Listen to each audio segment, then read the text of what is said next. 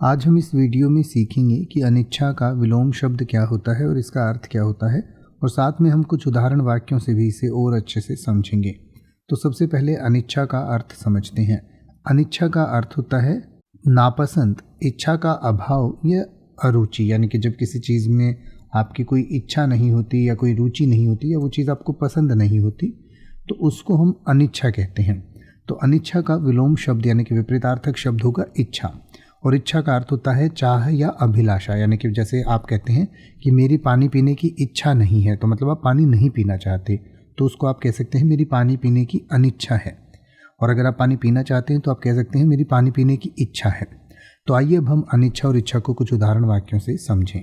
जैसे कि आप कह सकते हैं कि अपनी अनिच्छा के बावजूद उसने अपने माता पिता की बात मान ली, या फिर आप कह सकते हैं लेकिन उसकी इच्छा ऐसा करने की नहीं थी, या फिर आप कह सकते हैं कुछ समय उसके साथ काम करने के बाद उसकी अनिच्छा इच्छा में बदल गई। अब आप किसी भी वर्ड का मतलब हिंदी और इंग्लिश में YouTube पर सर्च कर सकते हैं। आपको मेरी वीडियो मिल जाएगी जिसमें आप बिना किसी फालतू बकवास के सीधा उस वर्ड का मतलब समझ पाएंगे। तो ऐसी ही वीडियोस को देखते रहने के लिए चैनल को सब्सक्राइब करें और बेल आइकन को प्रेस करें।